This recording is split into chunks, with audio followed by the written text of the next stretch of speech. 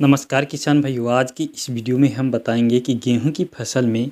अगर आपने ये खाद जो मैं बता रहा हूं बहुत ही अच्छी है। अगर इसका इस्तेमाल कर लोगे तो पहले पानी और दूसरे पानी के बीच में अगर इसका इस्तेमाल कर लोगे तो आपकी जो रुकी हुई ग्रोथ है वो भी अच्छी तरीके से शुरू हो जाएगी और आपकी जो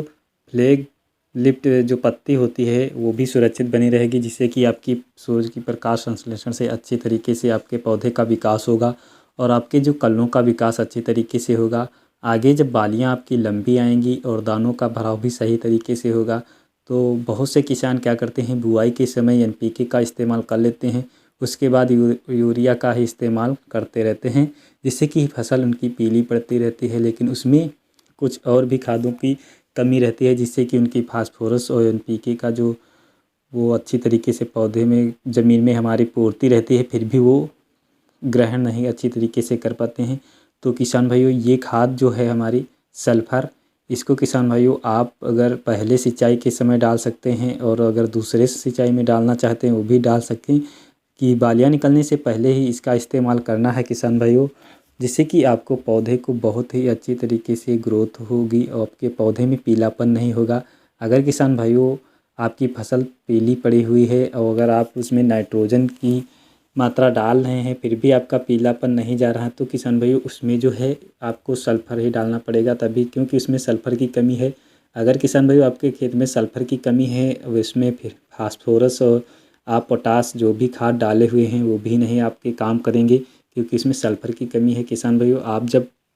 बालियाँ निकलने से पहले अगर इसका इस्तेमाल कर लिया तो आपके जो पौधे में ग्रोथ रुकी है वो भी अच्छी तरीके से शुरू हो जाएगी, आपके में कलियों का विकास सही तरीके से होगा, आपकी फसल हरी भरी होगी। आगे चलकर जब किसान भाइयों आपकी फसल में कलियाँ आएंगी तो लंबी आएंगी, उसमें दानों का भराव सही तरीके से होगा और दाना वजनदार और चमकदार होगा।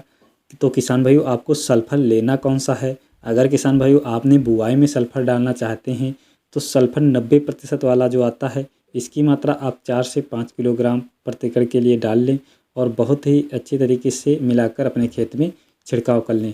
फिर किसान भाइयों आपको अगर पहली सिंचाई में डालना चाहते हैं या दूसरी सिंचाई में तो किसान भाइयों जो आधी मात्रा आपकी खाद में आपको जो रखी हुई है बुआई के समय नाइट्रोजन की, उसकी मात्रा आप आधी आधी मात्रा पहली और दूसरी सिंचाई में जो डालते हैं, जब हम दूसरी सिंचाई करते हैं उसमें किसान भाइयों 80% वाला सल्फ़र लेना है और इसको अपनी जो खाद की मात्रा है उसमें मिलाकर अच्छी तरीके से अपने खेत में छिड़काव कर दें, जिससे कि किसान भाइयों आपकी फसल बहुत ही अच्छा उत्पादन देगी। क्योंकि किसान भाइयों सल्फ़र का बहुत ही बड़ा महत्व होता है, क्योंकि किसान सब फसलों में सल्फ़र का काम रहता है, ये नहीं कि केवल इसका काम केवल एक ही फसल में होता। आप अगर इसका खेत में अपने यूज कर दोगे तो आपकी जो फसल है अगले खेतों से अच्छी तरीके से उसमें विकास होते दिखाई देगा, आपकी फसल हरी भरी होगी, उसमें पीलापन नहीं होगा और आगे चलकर आपका उत्पादन अच्छा मिलेगा। तो किसान भाइयों वीडियो पसंद आई हो तो चैनल को लाइक और सब्सक्राइब शेयर ज़रूर कर दें।